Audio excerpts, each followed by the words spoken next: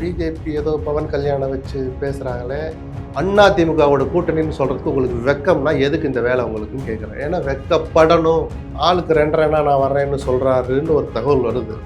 எந்த 2.5?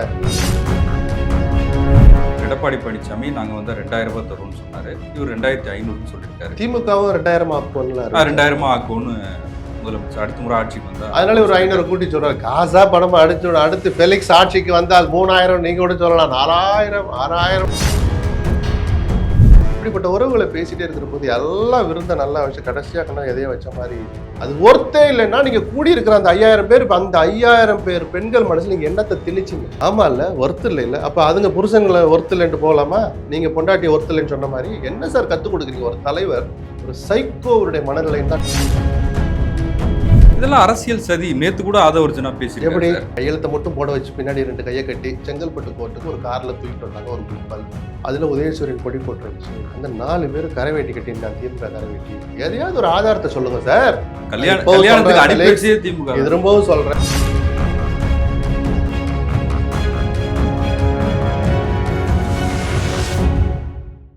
South beat அன்பு உறவுகளுக்கு வணக்கம். நான் ஃபெலிக்ஸ் இன்பவுலி. இந்த நேர்காணலில் நாம் சந்திக்கிறப்பவர் மூத்த பத்திரிகையாளர் திரு SP லட்சுமணன் அவர்கள். வணக்கம். வணக்கம். திமுகவின் மாநில மாநாடு திருச்சியில் மிக பிரம்மாண்டமாக நடக்குது. அதிமுக கூட்டணியிலும் வந்து சில சலசலப்புகள் இருக்குது. திரு எடப்பாடி பழனிசாமி வந்து திமுக கூட்டணிலாம் இருக்குது அப்படின்னு சொல்லியிருந்தாரு. ஆனால் காங்கிரஸ் திமுக வந்து இழுபறிக்கு பிறகு ஒரு முடிவுக்கு வந்துட்டாங்க. திரு எடப்பாடி பழனிசாமி ஒரு முறைக்கு மேலாக 3 முறை டெல்லி போயிருக்காரு, அமித்ஷாவை பார்த்துருக்கான்ற செய்திகள்லாம் பேசப்படுது. அங்கே ஒரு சுமூகமான முடிவு இல்லை. மகளிர் தின கொண்டாட்டத்தில் தாவேகா தலைவர் விஜயும் கூட தேர்தல் அறிவிப்புகளை அறிவிச்சிருக்காரு. பல அறிவிப்புகள் பெண்களுக்காக. அரசியல் சூழலை எப்படி பார்க்குறீங்க? என்ன வழக்கமான சூழல் தான். ஒரு சின்ன சின்ன கட்சிகள் கூட்டத்தை கூட்டி, மாநாட்டை கூட்டி, எங்களுக்கு இவ்வளோ பலம் இருக்குது, இவ்வளோ சீட்டை கொடுங்க அப்படின்னு அந்த பெரிய கட்சிகளுக்கு அப்பீல் பண்ணுவாங்க மறைமுகமாக. கூட்டத்தை பற்றியெல்லாம் திருச்சியில் 3 மணி நேரம் போச்சு ஒரு இடத்த கிடக்கிறதுக்கு அப்படிம்பாங்க. நக்கள் இல்லை, அந்த கூட்டத்தை கூட்டுறதுக்கு அந்த சின்ன கட்சிகள் படுற பாடு ஒரு பத்திரிகையாளராக எனக்கும் தெரியும். அந்த மாதிரி கட்சியினுடைய நோக்கம் அந்த பலத்தை கூட்டணிக்கு தலைமை தாங்குகிற கட்சிக்கு, இவர்கள் எந்த கூட்டணிக்கு போகணும்னு நினைக்கிறாங்களோ அந்த கூட்டணிக்கு தலைமை தாங்குகிற கட்சிக்கு காட்டுறது தான் நோக்கமாக இருக்கும். இப்போ இந்த கூட்டணிக்கு தலைமை தாங்குகிற கட்சியை இப்படி ஒரு கூட்டத்தை கூட்டுறாங்கன்னா அது மக்களுக்கு அப்பீல் பண்ணுறது. எங்கள் பலம், எங்கள் கூட்டணியின் பலத்தை பார்த்தீங்களா அப்படின்னு ஒரு பெர்செப்ஷனை கிரியேட் பண்ணுறது. தேர்தல் கை கெட்டுகிற தூரத்தில் வந்துடுச்சு. அந்த தேர்தலில் வேலை செய்ய இருக்கிற, அதனால தான் நிர்வாகிகள் மாநாடுன்னு தலைப்பு இதை வச்சுருப்பா. எல்லாம் களத்தில் வேலை செய்ய போகிற ஆட்கள் திமுகவில். அவங்களுக்கு ஒரு நம்பிக்கையை, உற்சாகத்தை கொடுக்கறதும் இது மாதிரியான மாநாடுகளுடைய நோக்கம். கிட்டத்தட்ட தேர்தல் பிரச்சாரத்தினுடைய முதல் கூட்டமாக இருக்கும். அனைத்து கட்சிகள் கூடாமல் வேணாலும் இருக்கலாம்.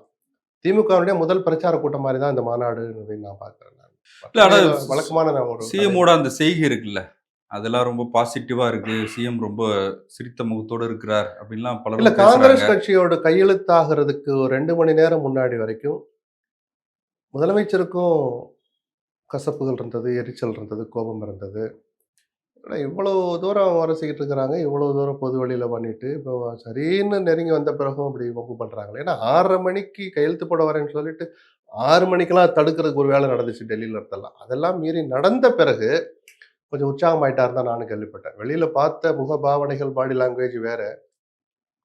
நம்ம கொஞ்சம் கூடுதலாக கேள்விப்பட்டது, அவர் ரொம்ப சந்தோஷமாகவே சில பேர்கிட்ட பேசியிருக்கிறார், சந்தோஷத்தை பகிர்ந்திருக்கிறார். ஏன்னா அவருடைய இமேஜும் கூடுதில்லை. கிட்டத்தட்ட 4வது பொது தேர்தலாக ஒரு அணியை தொடர்ந்து கட்டமைச்சிட்டு வர்றது. 1000 வருத்தங்கள், கோபங்கள், எதிர்பார்ப்புகள், ஏக்கம், கனவுகள் எல்லோருக்கும் இருந்தும் கூட அதையெல்லாம் சமாளித்து தக்க வைக்கிறது தான் சவாலானதுன்னு நம்ம பேசிகிட்டு இருந்தோம்ல. இந்த தேர்தலில் ஸ்டாலினுக்கு அது பெரிய சவாலாக இருக்கும். அந்த சவாலில் ஜெயிச்சிட்டார்ல. என்ன அங்கே முதுகில் ஒரு காயம் இருந்துச்சு பார்த்தீங்களா? இருந்தால் இருந்துட்டு போகுது, பூசிட்டு போகிறாரு. தேர்தல் அரசியல் அப்படிதான். ரத்த கலரியே வந்த பிறகு இன்னும் சிரிச்சிட்டு களத்துக்கு வரலையா? எடப்பாடி சிரிச்சுட்டே இருக்காரு சார். ஆமா, ஏங்க அப்புறம் இங்கே இவ்வளோ கசப்பு இருக்கு, அண்ணாதிமுக கிளம்பிட்டு இருக்காதா? அதுவும் எல்லாம் சரியாக கையெழுத்து போட்டாச்சுன்னா, களத்தில் இறங்கியாச்சுன்னா உற்சாகமாக வேலை செய்வாங்க. அதனால என்ன சார் ஆகுது சார்? அங்கே புதன்கிழமை 3 மணிக்கு முடிச்சிட்டாங்க, வியாழக்கிழமை 10 மணி ஆச்சு, ஒன்றும் காணமே. இப்படி எல்லாம் ஒப்பிடக்கூடாது சார். நாமினேஷன் ஃபைல் பண்ணும்போது ஃபைல் பண்ணாங்களா இல்லையா? பாஜக நீ பண்ணு நான் பண்ணுன்னு சொல்லி 2 பேரும் பண்ணாம விட்டாலோ, ஒரு அணியில இருக்கிற 2 பேரும், அல்லது 2 பேரும் ஃபைல் பண்ணிட்டு யாராவது ஒருத்தர் வாபஸ் வாங்காம இருந்தாலும் அதுதான் செய்தியை தவிர, அது வரைக்கும் இதெல்லாம் நடந்துகிட்டு தான் இருக்கும். இல்ல பாஜகவுக்கு அதிக சீட்டு குடுக்காம, அத ஒரு 30க்குள்ள நிறுத்திட்டாருன்னா, எடப்பாடி ஒரு பெரிய ஆளுமை அப்படின்னு பேசுறாங்க. அப்படி இல்லைன்னா ஒரு கவுன்சிலர் கூட தகுதி இல்லாத ஆள்னு சொல்றதா? நான் திருப்பி சொல்றேன். தேர்தல் அரசியல்ல, கூட்டணி அரசியல்ல கசப்புகள் தவிர்க்க முடியாதது. கோபதாபங்கள். நாங்க யார் தெரியுமா? எங்களுக்கு சுயமரியாதை இல்லையா? அப்படின்லாம் குரல்கள்லாம் கேட்கும். அறிவாலயத்திலயும் கேட்கும், தலைமை கழகத்திலயும் கேட்கும். நாளைக்கு கொஞ்சம் கேட்ட திறந்து விட்டாங்கன்னா, தாவேகா ஆஃபீஸ்லயே அது கேட்கும். ஏன்னா சின்ன சின்ன கட்சிகளோட அவங்களும் பேசிட்டு இருக்கிறாங்க. அவங்களும் ஒண்ணும் சும்மா இல்ல. இதெல்லாம் வழக்கமான நடைமுறை தான் நான் பார்க்கிறேன் நானு. ஆளுமைங்கிறது இப்ப ஸ்டாலின் இதே காங்கிரஸுக்கு சில பல காயங்கள, கசப்புகள தாண்டி தான் இந்த இடத்துக்கு வந்து நின்னார். அப்படியாவது நின்னு காமிச்சாருங்கிறது தான் ஒரு தலைவர் செய்ய வேண்டியது. விட விட வேண்டிய நேரத்துல விட்டுக் குடுக்கறத விட்டுக் குடுத்து, பெருந்தன்மையை காட்ட வேண்டிய நேரத்துல காட்டி, கோபத்தையும், பிடிவாதத்தையும் காட்ட வேண்டிய நேரத்துல காட்டி, அப்பதான் நீங்க 28 முடியும். அவங்க கேட்ட 40, 41 ஆரம்பிச்சாங்க முதல்ல. 39 பாராளுமன்ற தொகுதிக்கு 1 குடுங்க. ரெவென்யூ டிஸ்ட்ரிக்ட்ன்னு கணக்கு பண்ணி 36, 37ல 1 குடுங்க. 56 கணக்குல குடுங்க. ஒரு மாவட்டத்துக்கு 1 அப்படின்னு தான் கேட்டாங்க. அதெல்லாம் ஒப்பிடுகிற போது 28ங்கிறது திமுக பார்வையில நல்லதா தெரியலாம். ஏன்னா இந்த 28லயே அந்த 3 திமுக தான் விட்டுக் குடுக்கணும். தேமுதிக முழுசா திமுக தான் விட்டுக் குடுக்கணும். அது கூட்டணிக்கு தலைமை தாங்குகிற கட்சி. கூட்டணி ஆட்சிங்கிற பேச்சுக்கு இடமில்லைன்னு சொல்லி ஆட்சி அதிகாரத்தை அனுபவிக்க நினைக்கிற கட்சி அத விட்டுக் குடுத்தா தப்பு இல்ல. அவங்க விட்டுக் குடுக்குறாங்க. அவங்க நாளைக்கு ஆட்சியில அமர போறாங்கன்ட்டு போயிரலாம். இதே இதுதான் அதிமுகலயும். பிஜேபி 55 குடும்பாங்க, 60 குடும்பாங்க. 60 வாங்கி யார் யாருக்கு குடுக்குறீங்க? எனக்கு பிரேக்கப் குடுங்கன்னு எடப்பாடி கேட்டதா தகவல். கேட்டால் தவறல்ல. 55 வாங்கிட்டு, இந்தப்பா உனக்கு 3 உனக்கு 3 வடிவேலு ஒரு படத்துல திருடிட்டு வந்த காசு எடுத்து இந்தாண்டு மீதிய பூரா சொருகுவாப்புல இல்ல. அந்த மாரி இந்த உனக்கு 3 உனக்கு 4ன்னு சொல்லிட்டு 45 தொகுதிய கொண்டாந்து பிஜேபி சொருகிக்கிச்சுன்னா, பிரச்சனை பிஜேபிக்கு மட்டும் இல்ல. அதிமுகவுக்கும் தான். அவர்களும் கூட்டணி ஆட்சியை ஒத்துக்கல. பிஜேபி சொல்லிட்டு இருக்கலாம். தனித்த ஆட்சி அதிமுக ஆட்சின்னு தான் கேபி முனுசாமிலேருந்து ஜெயக்குமார்லேருந்து சில நேரம் எடப்பாடின்னு சொல்லிட்டு இருக்கிற நேரத்துல, இந்த 45 தொகுதியை கொண்டு போய் பிஜேபியை நிக்க வச்சு, அதுல பெரும்பாலான தொகுதியை திமுக அடிச்சுட்டு போறதுக்காக நான் குடுக்கணும்னு கேட்பாரா? மாட்டாரா? சோ இந்த கசப்புகள், கணக்குகள் இங்கேயும் தான் ஓடிக்கிட்டு இருக்கு. அதாவது என்டிஏ கூட்டணி, அதுல நீங்க கூட்டணி கட்சிகள் பாமமுக, ஜி.கே. வாசன் அவருடைய கட்சி. இது எல்லாத்துக்கும் வந்து மொத்தமா ஒதுக்கிருங்க. நாங்க மொத்தமா தாமரையில் நிக்க அதுதான் வச்சுக்கிறோம். அதனால தான் பிரேக்கப் கேட்கிறாருன்னு ஆ. சொல்றாரு. அப்படின்னா யார் யாருக்கு என்ன கொடுக்குன்னு சொல்லுங்க. நான் யார் யாருக்கு குடுக்கணும்? இப்ப இதெல்லாம் குடுத்து ஏப்பா 55 வந்துருச்சு. வாசனுக்கு நீ குடுத்துரு. இன்னொரு ஆளுக்கு நீ குடுத்துரு. அப்ப இந்த 55 என்னங்க பண்ண போறீங்க? அப்புறம் கேட்கறதுக்கு பதிலா இப்பவே சொல்லுங்கன்னு அவங்க கேட்கறதா தகவல். இதெல்லாம் பேச்சுவார்த்தையில முன்ன பின்ன காரசாரங்கள் வரதான் செய்யும். திமுக ல நடக்காததா? சிறுத்தைகள் 2 இடம் வந்துட்டு போயிட்டாங்க. அதே 6 தான் அப்படின்னா ஒத்துக்குவாரா அவரு? எனக்கு 1வது 2வது கூட குடுங்கம்பாரு. தேமுதிக நம்பர் இன்னும் வெளியில வரல. அது வந்தா அதுல எனக்கு 1 கூட குறையக்கூடாதும்பாரு. இப்ப நாங்க எந்த வகையில குறைஞ்சு போயிட்டோம்? வைகோ கேட்பாரு. நியாயமான குரல் அது. எல்லாத்தையும் இன்னும் அங்கேயும் இன்னும் ஏதோ முடிஞ்சிருச்சுன்னு நெனைக்காதீங்க. நான் பயமுறுத்தல, பீதிய கிளப்பல. திமுக நிம்மதியா தூங்கட்டும். இதெல்லாம் வழக்கமான நடைமுறை தான்னு சொல்றேன் நானு. இந்த நேரத்துல தான் அந்த கட்சிகளும் தங்களுடைய உரிமையை நிலைநாட்ட முடியும். இந்த நேரம் தான் பேசி பேரம் பேசி வாங்க முடியும். விட்டாச்சுன்னா அப்புறம் 5 வருஷத்துக்கு காத்துட்டு கிடக்கணும். எம்பி எலெக்ஷன்ல இதுல பாதி கட்சிய கண்டுக்க மாட்டாங்க. குடுக்கவும் முடியாது. ஸோ அசெம்பிளிங்கிறது அவங்களுக்கு ஒரு உயிர் நாடி மாதிரியான ஒரு வாழ்வாதார, ஜீவாதார பிரச்சனை அது. ஒரு சீட்டாவது வாங்கி அடையாளத்த படுத்திக்கிடணும். 1 2 ஆக்கணும், 2 4 ஆக்கணும்னு அவங்க எதிர்பார்ப்பு தப்பு இல்லையே. இப்ப தாவேக்காவ பொறுத்தவரைக்கும், தாவேக்கா சில தேர்தல் அறிவிப்புகள குடுத்துருக்காங்க. தேர்தல் வாக்குறுதிகள. அது திரு எடப்பாடி பழனிசாமி கிட்ட கேட்கும்போது ரொம்ப சாஃப்ட்டா தான் அத அந்த கட்சி தலைவர்கிட்ட போய் கேளுங்க அப்படின்ற மாரி தான் சொல்றாரு. இப்ப தாவேக்கா மேல ஒரு சாஃப்ட் கார்னர் இருக்கா? வேற எடப்பாடி அதிமுக. என்ன சொல்லியிருக்கணும்? அது எப்படி விஜய் அறிவிக்கலாம்? என்கிட்ட என்ஓசி வாங்காம அப்படின்னு சொல்லியிருப்பாரு. இல்ல இப்ப திமுக அவர் சொன்ன வாக்குறுதிய திமுக தேர்தல் வாக்குறுதிய விமர்சிக்கிறார்ல. எதார்த்தமான வார்த்தை ஸ்டாலின் அது. பொய் சொல்றாரு, குடுக்க முடியாதுங்கிறார்ல. அப்போ என்ன அது அடுத்த வதந்தி நம்ம அடுத்த தடவை அதுக்கு தானே வந்திருக்கு இன்னைக்கு. அந்த வதந்தி ஒண்ணு ஓடுது. 2 மாசமா சும்மா கிடந்துட்டு 2 மாசம் முன்னாடி வரைக்கும் இவர் ஏப்பா விஜய் திட்டாதீங்கப்பான்னு சொன்னாரு. அவரும் அதிமுக விமர்சிக்கல விஜயும். கேட்டா ஏன் எதிரி திமுக தான்னாரு. அப்புறம் மதுரை மாநாட்டுல ஊழல் சக்தின்னு அதிமுக விமர்சிச்சார். மறைமுகமா எடப்பாடி விமர்சிச்சார். செயற்குழுல ஊழல் சக்தின்னே முத்திரை குத்திட்டார் வெளிப்படையா எடப்பாடிய. அதுக்கப்புறம் இவங்களுக்கு 2 மாசம் கழிச்சு 4 மாசம் கழிச்சு ஞாபகம் வந்து 41 பேர் உயிர் போனதுல உனக்கு பங்கு இல்லையான்னு ஐடிவிங்க கேட்டாங்க. ஆனா விஜய் எங்கேயுமே அதிமுகன்னு சொல்லலையே சார். என்னன்னு வேற எடப்பாடி எது சமாஜ்வாடி கட்சியினுடைய முதலமைச்சராக இருந்தாரா? இல்ல அந்த பேர் கூட சொல்லலையே நான் அவரு. ஊழல் சக்தின்னு சொன்னாரு. அது அதிமுகவை நீங்க எடுத்து அந்த பேச்சை எடுத்து பாருங்க. நான் ஒருவேளை என் சிற்றறிவுக்கு நான் தவறாக புரிந்து கொண்டிருக்கலாம். நீங்கள் தங்களுடைய ஞானத்தை பயன்படுத்தி அந்த பேச்சை திருப்பி கேட்டு பாருங்க. அந்த வார்த்தை வந்த பிறகு நான் அப்பயே பல பேட்டிகளை சொன்னேன். எப்ப மதுரையிலேயே உங்களை ஊழல்வாதின்னு சொன்னாரு. மறைமுகமா சொன்னார். இங்க வெளிப்படையா சொன்ன பிறகு தான் அந்த ஐடிவிங்க பதிலே போடுறாங்க. நீங்க அத எடுத்து பாருங்க. 2யும் அன்னைக்கு நடந்ததெல்லாம் எடுத்து பார்த்தா நீங்களே புரிஞ்சுக்கலாம். அப்ப கூட்டணிக்கு வந்தா ஒரு பேச்சு, வரலைன்னா ஒரு பேச்சுங்கிற மாரி தான். இப்போ ஒருவேள பிஜேபி ஏதோ பவன் கல்யாணம் வச்சு பேசுறாங்களே, அதுக்கு ஒரு இடைஞ்சல் வந்துரக்கூடாதுன்னு கூட கொஞ்சம் சாஃப்ட்டா போயிருந்திருக்கலாம். அவர்ட்ட போய் கேளுங்கப்பா அப்படின்னு சொல்லியிருக்கலாம் அவரு. பவன் கல்யாணோட பேச்சுவார்த்தை வந்து பாஜக சொல்லிதானா? அது உறுதிப்படுத்தப்பட்ட தகவலா எனக்கு தெரியல. பட் அவருடைய நெருங்கிய நட்பு வட்டத்துல இருக்கிற கே.எஸ். ராதாகிருஷ்ணனே சில பதிவெல்லாம் போட்டிருக்கிறார். அது ஒரு அமித்ஷாவே பேசுறதா ஒரு வதந்தி ஓடும். ஒண்ணும் இல்லாம அந்த வதந்தி வராதுன்னு நெனைக்கிறேன். ஏன்னா காங்கிரஸ் வரும்னு பார்த்து விஜயும் காத்திருந்தார். அப்ப அது புட்டுக்கிற வரைக்கும் கொஞ்சம் இருங்கப்பான்னு அமித்ஷாவும் வெயிட் பண்ணிட்டு இருந்திருப்பார். இப்ப அது இல்லன்னா விஜய் ஒரு ஃப்ரஸ்ட்ரேஷன்ல இருப்பார். ஏமாற்றத்தில் இருப்பாருங்கிறது 100% நிஜம். அவர் வெளியில வேணா வேற மாரி சொல்லலாம். ஏன்னா காங்கிரஸ்க்காக அவர் காத்திருந்தது நிஜம். அது நடக்கல. இதுதான் இப்ப திருப்பி அடிக்கிறதுக்கு சரியான நேரம். இப்ப போய் கொஞ்சம் ட்ரை பண்ணுங்கன்னு அமித்ஷா அவரும் சில தூண்டில்கள போட்டிருக்கலாம். பவன் கல்யாணும் கூட தலையிட்டுலாம் ஒரு நடிகராக, சக நடிகராக. நான் எப்படிலாம் கடந்து வந்தேன். நான் எப்படி இன்னைக்கு எப்படி அதிகாரத்துல இருக்கிறேன். அப்படின்னு சில விஷயங்கள அவரும் எடுத்து சொல்லியிருக்கலாம். சென்னையிலேயே சில பேர் பேசுறதாகவும் தகவல். இது என்ன வேணாலும் நடக்கட்டும் சார். நீங்க திமுகவ அரசியல் எதிரின்னு பிரகடனப்படுத்துனீங்க. பிஜேபிய கொள்கை எதிரின்னு சொன்னீங்க. அதிமுக ஊழல் சக்தின்னே சொல்லிட்டீங்க. இப்ப என்ன ஒரு காயின் யூஸ் பண்றாங்க? என்டிஏவில் சேர விஜய் பேச்சு. என்டிஏல யார் யாரெல்லாம் இருக்கிறா? பகுஜன் சமாஜ், லோக் ஜனசக்தி, ஜனதா தளம், ஐக்கிய ஜனதா தளம், மதசார் இவங்களா? என்டிஏக்கு தமிழ்நாட்டுக்கு யார் சார் தலைவர்? அதிமுக. அதிமுகவோட கூட்டணின்னு சொல்றதுக்கு உங்களுக்கு வெக்கம்னா எதுக்கு இந்த வேலை உங்களுக்குன்னு கேட்கிறேன். ஏன்னா வெக்கப்படணும். விஜய் தல குனியணும்ன்ற நான். ஒரு கட்சி, ஒரு தலைவர் யாரோட கூட்டணி வைக்கிறன்னு முடிவெடுக்கிறது அவங்களுடைய உரிமை. நான் மறுக்கல. வழக்கமா இருக்கிற அரசியல் கட்சிகள் எல்லாத்தையும் உதுத்துட்டு, தட்டி போட்டு போற ஆட்கள்.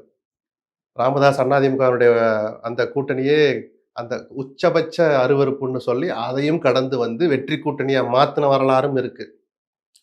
அது சராசரி அரசியல்வாதிகள் பண்ற வேலை. அவங்களுக்கு மாற்றா தான் நான் வந்திருக்கேன். நான் ஒரு என்ன புது மாதிரி அரசியல்னு சொன்ன விஜய், ஒரு தடவ கூட தன்னை அப்படி காமிக்கிறதுக்கு, நிரூபிக்கிறதுக்கு தனக்கு என்ன இருக்குன்னு தெரிஞ்சுக்க வாய்ப்பளிக்காமல், தனித்து நிற்காமல், நீங்கள் யாரை கொள்கை எதிரின்னு சொன்னீங்களோ, யார ஊழல்வாதின்னு சொன்னீங்களோ, அவங்க கிட்ட போய் நீங்க கூட்டணி சேர்ந்தீங்கன்னா, அப்ப நீங்க யாரு விஜய்? அப்படின்னு மக்கள் கேட்பாங்களா? மாட்டாங்களா? ரசிகர்கள் கூட்டத்த தயவு செய்து தள்ளி வைங்க. அவங்க எதுக்குமே இந்த ஆய்வு பண்ற இடத்துல அவங்க இல்ல. ஏதோ ஒரு மாயையில, ஒருவித மயக்கத்துல அவங்கலாம் இருக்கிறாங்க. அதனால தகாத வார்த்தைகள் கூட தங்களுக்கு பெருமையா நினைக்கிறாங்க. அந்த கூட்டத்த கொஞ்சம் தள்ளி வைங்க. தமிழ்நாட்டு பிரஜைகள் தான் நம்மளுடைய சகோதர, சகோதரிகள் தான். ஆனா இன்னும் புரிஞ்சுக்கிற சக்தியோ, பக்குவமோ, அதுக்கான மனநிலையிலயோ அவங்க இல்ல. அது ஒரு 35,00,000 பேர் தான் மொத்தமே இருக்கிறாங்க. எல்லா கட்சியும் சேர்த்து அந்த வயத உட்பட்டவங்க வாக்காளர்கள்ல. நமக்கு அத பத்தி கவலை இல்ல. ஏன்னா அதுக்கு திருத்துறதுக்கு நேரமும் இல்ல. சங்கீதா போனா போகட்டும் நாங்க இருக்கிறோம்னு சொல்றாங்கன்னா, இந்த மாரி ஆட்கள வச்சுக்கிட்டு என்ன சார் பேசுவீங்க? அதனால தான் தள்ளி வைங்கன்னு சொல்றேனே தவிர வேற எதுவும் நமக்கு நோக்கம் இல்ல. ஒரு சராசரியாக இருக்கிற ஜனங்கள் இருக்காங்க. விஜய ஆதரிக்கலாம், ஒரு மாற்றுன்னு நெனைக்கிறவங்க, எப்படி விஜய ஒரு மாற்று சக்தியா யோசிப்பாங்க? இந்த ஆபத்து இருக்குல்ல. இத விஜயும் யோசிக்கிறதா தகவல் வரதுனாலயும், அதுல உண்மை இருக்கிறதுனால தான், இன்னும் அது வதந்தியாவே இருக்கு. இல்ல அந்த அதிகாரப்பூர்வமா பேச்சு வதந்தி நடக்கல. இருக்குல்ல. இப்ப ஒரு கான்ஸ்பிரசி தியரி இருக்குல்ல சார். இப்ப ஆரம்பத்திலேயே விசிகா வ போறாங்க திமுக கூட்டணிலருந்து. ராகுல் பேசுறாரு. ஆதவ் ஹைதராபாத்ல இருக்காரு. இப்படி பல ஸ்டோரீஸ் வந்து தாவேக்காவ சுத்தி நம்ம கேள்விப்பட்டுக்கிட்டே இருக்கோம். இப்ப கடைசியா இந்த மாரியான ஒரு வதந்தி. அது தாவேக்கா விரும்புறாங்களா? அது ஊக்குவிக்கிறாங்களா? தாவேக்கா விரும்பாது. பிஜேபி விரும்பும். எடப்பாடி விரும்புவார். அதனால தான் இப்படி ஒரு கூட்டணி ஒருவேளை அமைஞ்சால், மிக நிச்சயமாக அது வெற்றியை நோக்கிய பயணிக்கிற ஒரு உறுதியான கூட்டணின்னு நான் சொல்லுவேன். ஆனா விஜயனுடைய அரசியல் வாழ்க்கை அதோட முடிஞ்சு போயிடும். இத நான் இப்ப சொல்லல. 5 மாசம் முன்னாடி, முதல்ல 6 மாசம் முன்னாடி சொல்றீங்க. சொல்லிட்டு இருக்கிறேன். வெற்றி கிடைக்கும். நீங்கள் துணை முதலமைச்சர் ஆகலாம். உங்களுடைய அரசியல் வாழ்க்கை முடிஞ்சு போச்சு. நீங்களும் 10ஓட 11 தான். அப்புறம் இந்த வெற்று சவால் விடுறது, வெற்று வசனம் பேசுறதெல்லாம் மக்கள் தூய ரசிக்க சக்தி. மாட்டாங்க. அந்த கூட்டம் உங்கள் முன்னாடி கூடியிருக்கிற அந்த சில ஆயிரம் பேரு, சில லட்சம் பேர் தான் உங்கள ஆதரிப்பாங்களே தவிர, பொதுமக்கள் உங்கள திரும்பி கூட பார்க்க அதனால தான் அரசியல் உயரம் அவ்வளவுதான்னு சொன்னேன் நான். அதிகாரத்த பிடிக்கலாம். துணை முதலமைச்சரா கூட ஆகலாம். இப்ப கடைசியா எனக்கு காதுக்கு வந்த செய்தி, ஆளுக்கு 2.5 நான் வர்றேன்னு சொல்றாருன்னு ஒரு தகவல் வருது. எந்த 2.5? முத 2.5யா? 2வது 2.5 குமாரசாமிய எடியூரப்பா ஏமாத்துன மாரியா? அப்படின்னு இவரு ஒரு உஷாரா ஒரு கேள்வி கேட்கிறதெல்லாம் அப்படியே வருது நமக்கு. வருதுன்னா நான் ஒண்ணும் கொத்தவால் சாவடியில காய்கறி மார்க்கெட்ல நின்னு கேட்கல. நமக்கும் சில இடங்கள்ல இருந்து வருது இல்லையா? அதனால தான் இது விவாதிக்கிற அளவுக்கு நான் முன் வந்தேன். இல்லாட்டி ஒண்ணுமே இல்லாத ஏன் சார் பேசுறீங்கன்னு நான் அப்பயே வாய அடைச்சிருப்பேன். அப்படி ஒருவேளை விஜய் கூட்டணி அமைத்தால், நான் திரும்ப சொல்றேன், அது விஜயினுடைய உரிமை. ஆனால் விஜயை அம்பலப்படுத்த வேண்டியது நம்மளுடைய கடமை.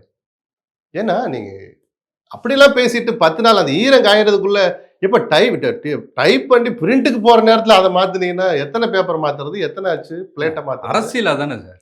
அப்ப நீங்களும் சராசரி அரசியல்வாதி தான். முதல்ல ஒத்துக்கணும். மக்கள் முன்னாடி மன்னிப்பெல்லாம் கேட்க வேண்டாம். ஆமாம், நான் உங்களிடம் பேசியதும் நிஜம். இப்ப நான் பண்றதும் நிஜம்னு வெளிப்படையா விஜய் பேசுறாரான்னு பார்ப்போம். இதெல்லாம் நடந்தால் பார்க்கலாம். தாவேக்காவோட அந்த தேர்தல் வாக்குறுதிகள் அது பெரிய விமர்சனத்துக்குள்ளாயிருக்கு. முதல்ல அவர் வந்து மகளிர் தினம் பெருசா அவங்க வந்து கொண்டாடினாங்க. அந்த மகளிருக்கான அறிவிப்புகள அவர் அறிவிச்சிருந்தார். அதுல மிக முக்கியமா வந்து மகளிர் உரிமை தொகை வந்து 2,500 அப்படின்னு சொல்லியிருக்காரு. ஏற்கனவே ரூ. 1000 குடுத்துட்டு இருக்காங்க. திரு எடப்பாடி பழனிசாமி நாங்க வந்து ரூ. 2,000 தருவோம்னு சொன்னாரு. இவர் 2,500ன்னு சொல்லியிருக்காரு. திமுகவும் 2000 ஆக்கும்ல 2,000 அறிவிச்சாங்க. ஆக்கும்னு முதலமைச்சர் அடுத்த முறை ஆட்சிக்கு வந்தா அதனால ஆக்கும்னு ஒரு 500 சொல்லியிருக்காரு. கூட்டி சொல்றாரு. காசா பணமா அடுத்து ஃபெலிக்ஸ் ஆட்சிக்கு வந்தால் 3000 நீங்க கூட சொல்லலாம். 4000 6000ன்னு அள்ளி விட்டு போக வேண்டியதுதான். ஆக மொத்தம் போக்குவரத்து கழகத்தை திவாலாக்க போறாங்க. ஏன்னா தமிழ்நாடு முழுக்க பெண்களுக்கு இலவசங்கிறாரு. அதுல எந்த வரையறையும் இல்ல. அரசு ஊழியர்களுக்கு இல்லைங்கிறார். அரசு ஊழியர்கள் அதுல ஒரு 2% கூட இல்ல. ஒட்டுமொத்த தமிழ் பெண்களில் அரசு ஊழியர்கள் 2% இருப்பாங்களா கூட அது கூட இல்ல. 98% பேருக்கு நீங்க ஃப்ரீன்னா, கன்னியாகுமரி களியக்காவிளையில ஏறுற ஒருத்தர் இங்க கொருக்குப்பேட்டை வரைக்கும் ஃப்ரீயாவே வராருன்னா, அரசு போக்குவரத்து கழகத்தை எப்படி நீங்க மீட்க போறீங்க? ஒண்ணுமே வேணாம்னு நம்ம சொல்லல. ஏன் விஜய் சொன்னா மட்டும் தான் உங்களுக்கு குத்துதா? திமுக, திமுகலாம் தெரியலங்க. அங்கேயும் படுற பாட பார்த்து தான் சொல்றேன். நீங்க அத விமர்சிச்சீங்களே, அப்ப கன்ஸ்ட்ரக்டிவா நான் இப்படிலாம் வருமானத்த பெருக்க போறேன், வைக்க போறேன்னு சொல்லிட்டு செய்யணும். அவங்க 2000னா நான் 2500. அவங்க நகர பேருந்துல இலவசமா, நான் எல்லா பேருந்துலயும் இலவசம். அப்படின்னு சொல்றதுல என்ன அன்னபூரணி சூப்பர். ஒரு மாற்று திட்டம், மாற்று அரசியல்னு ஒண்ணு கொஞ்சம் எதிர்பார்க்கிறோம். விஜய் மாதிரியான புதிய வரவுகள் கிட்ட. அத நோக்கி தான் உங்கள நோக்கி வர்றாங்க. அவங்களுக்கு ஒரு நம்பிக்கை அளிக்கிற மாரி இல்ல இந்த சார். அறிவிப்ப வருஷத்துக்கு குடுங்க. 6 சிலிண்டரு. சரி, இதெல்லாம் ஏற்கனவே தாய்மாமன் சொல்லி செய்யாத திட்டம். அதிமுகவும் சரி, திமுகவும் சரி சொல்லி செய்யாது. சிலிண்டருக்கு ரூ. 100 தரேன்னாங்க, அதுவும் செய்யல. இலவச சிலிண்டரும் ஒண்ணும் நடக்கல. அண்ணன் வீட்டு சீரு. தாலிக்கு தங்கம் ஜெயலலிதா ஏற்கனவே அமல்படுத்திய திட்டம். எடப்பாடியினுடைய அலட்சியத்தால் அல்லது ஸ்டாலின் விரும்பாதனால பல்வேறு காரணங்களால அது இடையில நிறுத்தப்பட்டது. திருப்பி அவங்களும் இதான் செய்யறாங்கறாங்க. அப்புறம் அண்ணன் சீர் மோதிரமா? அது பிறந்த நாளுக்கு போட்டுட்டு தான் இருக்காங்க. இவர் வழக்கமா அது எல்லா குழந்தைகளும் தாய்மாமன். சரி எல்லாத்துக்கும் குடுத்துக்கிட்டு இருந்தீங்கன்னா, சரி அப்படி தாய்மாமன் அண்ணன்னு பேசுறபோது எனக்கு அந்த பாண்டிங் இருக்குல்ல, நிஜமாவே அத நான் ரசிச்சேன். எமோஷன். அந்த அவர் சொல்ற வார்த்தைகள எமோஷன். நான் மதிக்கிறேன். ஏன்னா தாய்மாமனுக்குன்னு ஒரு மரியாதை உண்டு. ஒரு கல்யாண காட்சின்னு வரும்போது அண்ணன் எங்கன்னு தேடுற பொண்ணுங்கள நம்மளும் பார்க்கிறோம். இப்படிப்பட்ட உறவுகள பேசிட்டே இருக்கிற போது எல்லாம் விருந்த நல்லா வச்சு கடைசியா கொண்டாந்து எதையோ வச்ச மாரி, அந்த குடும்ப விவகாரத்த நான் பார்த்துக்கிறதுங்களோட நிறுத்தி இருந்தா விஜய நான் நிஜமாவே பரிபூரணமான கூட்டம்னு நம்ம பாராட்டலாம். அது அவ்வளவு ஒர்த் இல்லன்னு சொல்றதெல்லாம் என்ன மனநிலை? ஒரு சைக்கோவுடைய மனநிலைன்னு தான் டாக்டருங்க சொல்லுவாங்க. இல்ல நீங்க ஹர்ட் ஆவாதீங்க. உங்களுக்கும் சார் அது வரைக்கும் நிறுத்துங்க. நீங்க ஹர்ட் ஆகாதீங்க, நான் பார்த்துக்கிறேன். அதான் சார் ஒரு தலைவன் சொல்லணும். பரவாயில்ல தலைவர் இவ்வளவு திடமா இருக்கிறாருன்னு உங்கள பாராட்டிட்டு போவான் சார். அது ஒர்த் இல்லன்னு சொல்றீங்கன்னா, உங்களுக்கு 20 வயசுல ஒரு பொண்ணு இருக்குல்ல. 22, 23 வயசுல ஒரு பையன் இருக்கான்ல.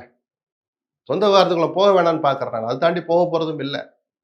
ஒர்த்தே இல்லன்னா நீங்க சங்கீதா மட்டும் ஒர்த் இல்லன்னு சொல்றீங்க. வயசுக்கு வந்த உங்க பெண்ண, வயசுக்கு வந்த உங்க பையன யாரையுமே அந்த விவகாரமே ஒர்த் இல்லையா? அந்த வார்த்தைய தவிர்த்துருக்கலாம்ல. பொது வெளியில எப்படி சார் ரூமுக்குள்ள நீங்க இல்லன்னா 1000 பேசலாம் சார். பொது வெளியில பேசுறபோது எப்படி பேசணும்னு ஒண்ணு இருக்கு சார். ஒரு தலைவன் உங்களுக்கு பின்னாடி இத்தனை லட்சம் பேர் திரண்டிருக்கிற ஒரு தலைவர், நாங்க நம்புறோம் தலைவர்ன்னு ஒரு கட்சிக்கு நீங்க பிடிக்குதோ பிடிக்கலையோ ஒரு கட்சிக்கு தலைவர் ஆயிட்டீங்க. உங்களுக்கு பின்னால் திரண்டிருக்கிற இளைஞர்களுக்கும், இளைஞர்களுக்கும், இளம் பெண்களுக்கு நீங்க என்ன சார் பாடம் கத்துக் குடுக்குறீங்க? இதெல்லாம் அரசியல் சதி. நேத்து கூட ஆதவர்ஜுனா பேசியிருக்காரு எப்படி? சார். எது அரசியல் சதி? இதெல்லாம் நம்புறதுக்கு மக்கள் முட்டாளா? இல்ல இன்னும் என்ன நினைச்சிட்டு இருக்காங்க இன்னும் சார்? 40 நாள்ல வந்து பாருங்க. ம். இப்ப பர்சனல் விஷயங்கள்லாம் எடுக்க ஆரம்பிச்சிருக்காங்க. எவ்வளோ கீழ்த்தனமா திமுக செய்ய போறாங்க பாருங்க. அப்ப இவ்வளவுதான் நீங்க உங்கள் மனைவியை கட்டுக்குள் வைத்திருந்த விதமா? குடும்ப கூட்டு, குடும்ப கட்டுப்பாடுங்கிறது இவ்வளவுதான், இவ்வளவு பலவீனமாவா விஜய் குடும்பம் நடத்தினார்? கேள்வி வரும்ல. அதெல்லாம் வரும். நம்ம அத தாண்டி போக வேணாம் நீங்களும் கேட்காதீங்க. திமுக சதிக்கு ஒண்ணு ஆதாரத்த காட்டுங்க. இந்த அம்மா கண்ண கட்டி, 2 கையையும் பின்னாடி கட்டி, கையெழுத்த மட்டும் போட வச்சு பின்னாடி 2 கைய கட்டி, செங்கல்பட்டு கோர்ட்டுக்கு ஒரு கார்ல தூக்கிட்டு வந்தாங்க ஒரு கும்பல். அதுல உதயசூரியன் கொடி போட்டிருந்துச்சு. அந்த 4 பேரும் கரைவேட்டி கட்டியிருந்தாங்க திமுக கரைவேட்டி. அந்த வக்கீல் அரசு வக்கீலா இருக்கிறாரு. திமுகல வழக்கறிஞர் பிரிவு மாவட்ட செயலரா இருக்காரு. எதையாவது ஒரு ஆதாரத்த சொல்லுங்க சார். இல்ல அந்த லண்டன்ல இருக்காங்க இப்போ. எனக்கு சதி செஞ்சு, எனக்கு மயக்க மருந்து கொடுத்து, என்னிடம் கையெழுத்து வாங்கி, நான் கையெழுத்திடாத பெட்டிஷன கோர்ட்ல தாக்கல் பண்ணியிருக்கிறாங்க. உச்சநீதிமன்ற நீதிபதிக்கு சங்கீதா கடிதம் எழுதுங்க. சும்மா எதுக்கு எடுத்தாலும் திமுக, எதுக்கு எடுத்தாலும் இப்ப அதிமுக உங்கள கடுமையா வச்சா, அடுத்து எடப்பாடிக்கும் கூட இதுல கூடுதல் சதி இருப்பதாக ஒரு தகவல் வரும். அவரு ஏன் நான் சும்மா இருக்கேன், ஜாலத்துக்கும் சென்னைக்கு நானே பிஜேபியை சமாளிக்க முடியாம பெரும்பாடு பட்டுட்டு கிடக்குறேன்.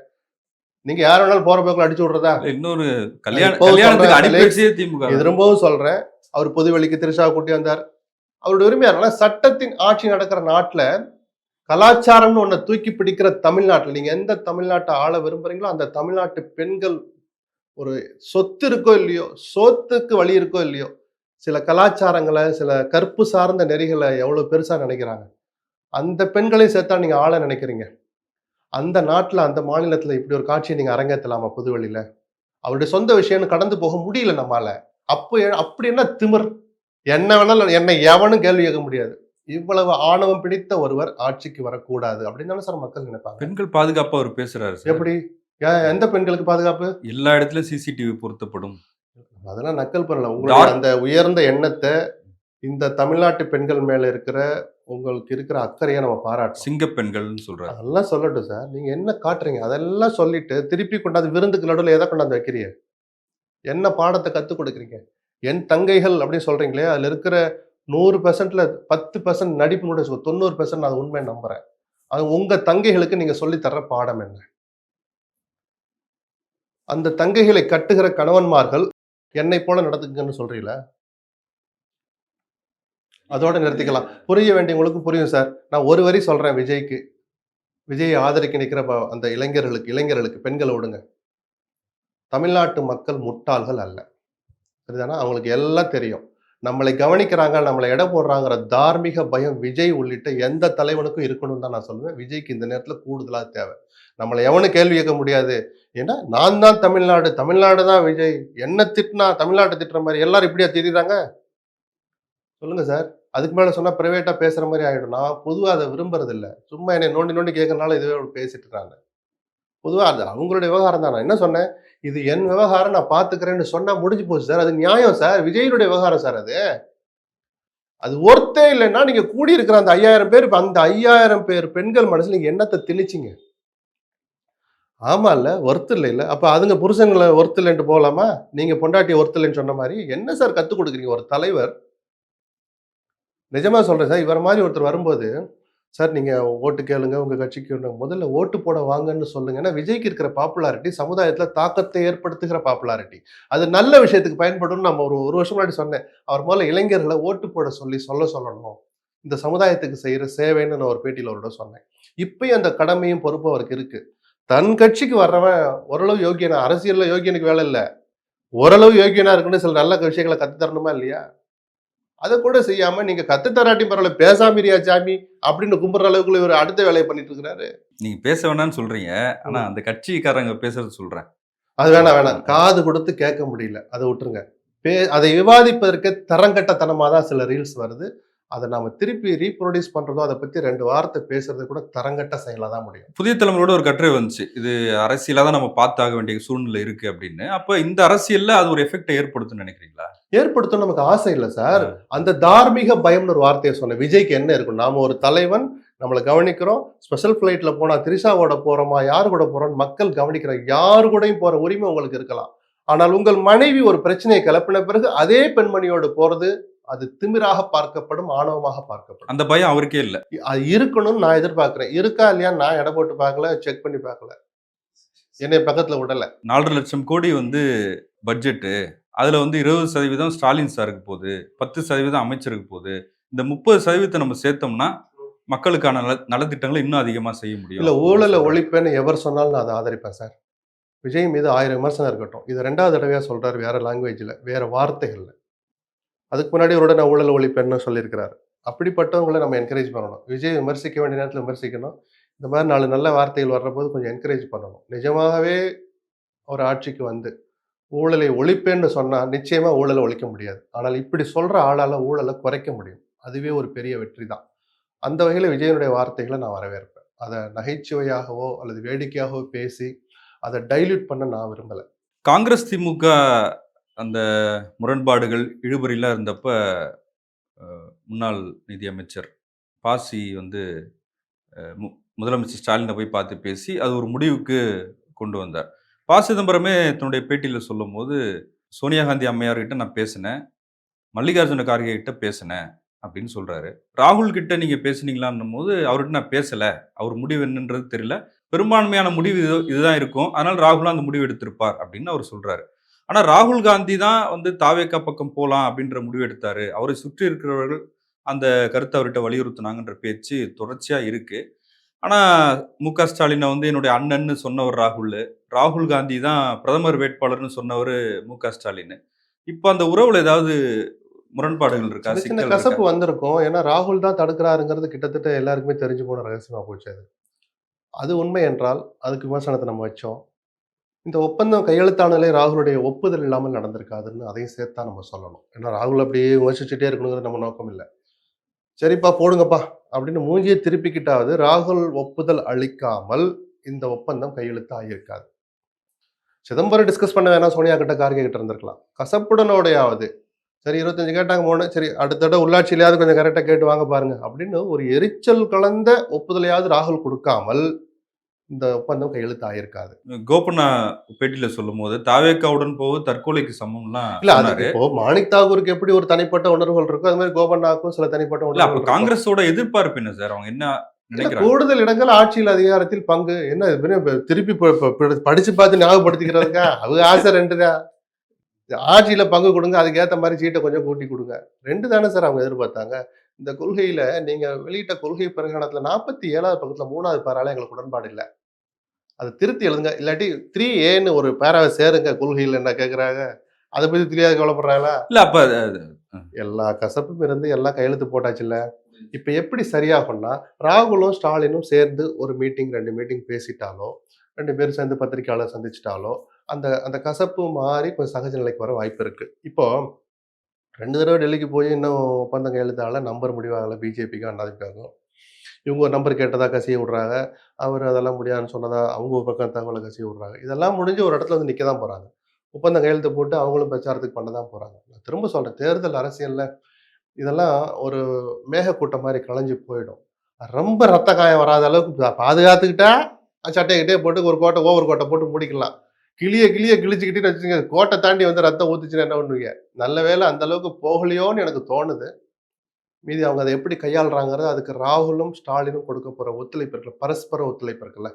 2 காட்சியில அது காணாம போகுதுல்ல. ஏன்னா கேரளாவுல ராகுல் பேசும்போது, சிபிஎம்மும் பிஜேபியும் ஒண்ணு. அவங்க கூட்டு வச்சிருக்காங்கன்னு பேசுறாரு. சிஜேபின்னு வருதுன்னாரு. சிஜேபி. அதான் இங்க ஒருத்தன் சொன்னான், சிஜேபி இங்க ஒண்ணு வந்துரும். நல்ல வேளை இங்க ஒரு சிஜேபி வர தெரிஞ்சது. எது காங்கிரஸ் ஜனநாயக பேரவை.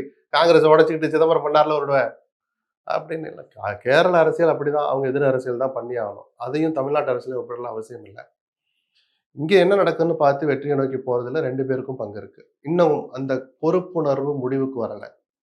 எங்களுக்கான பிரச்சார பீரங்கியா ஆர்.என். ரவி இருந்தாரு. அவர மாத்திட்டீங்களே! எவ்வளவு தூரம் மாத்தக்கூடாதுன்னு சொன்னோம். இதுல கூடவா எங்க பேச்ச கேட்க இல்ல, மாட்டீங்கன்னு நகைச்சுவை முதலமைச்சர் கலந்த உண்மை இருக்கு. அந்த அளவுக்கு ஒரு அழிச்சாட்டியங்கள, சேஷ்டைகள பண்ணார். இவரு ஏறுன ஃப்ளைட் கல்கத்தால லேண்ட் ஆகறதுக்கு முன்னாடி மம்தா பானர்ஜி ஒரு ட்வீட் போட்டாங்க. இந்த சேட்டையெல்லாம் நீ தமிழ்நாட்டுல என்ன வேணா பண்ணிக்கலாம். இங்க ஒண்ணும் பண்ணக்கூடாதுன்ட்டு. அங்கேயும் நம்ம சில சுவாரஸ்யமான காட்சிகள பார்க்கலாம். ஆனால் இங்க பண்ண மாதிரி அங்க சில சேஷ்டைகள பண்ண முடியாதோன்னு தோணுது. ஏன்னா, இங்க சாஃப்ட்டான ஒரு முதலமைச்சர் இருந்தார். பெருந்தன்மை மிக்க முதலமைச்சர் இருந்தார். சில விஷயங்களில் தைரியம் குறைவான முதலமைச்சர் இருந்தார். அதுக்கு அவரு சில காரணங்கள் வச்சிருக்கலாம். இது ஒரு ஸ்ட்ராட்டஜின்னு கூட அவர் அந்த தைரிய குறைவுக்கு வச்சிருக்கலாம். மம்தா பானர்ஜி அப்படி இல்ல. அவர் ஸ்ட்ரீட் ஃபைட்டர்ங்கிற அந்த லோ லெவல்ல இறங்கி அடிக்கிற ஆளு. சுவாரஸ்யமான காட்சிகள பார்க்கலாம். பட் மேற்கு வங்க ஜனநாயகத்த யோசிச்சு பார்த்தா கொஞ்சம் பயமா தான் இருக்கு. என்ன பாடுபட போகுதோ அப்படின்னு. நன்றி சார். உங்களுடைய நேரத்துக்கு மிக்க நன்றி. நன்றி.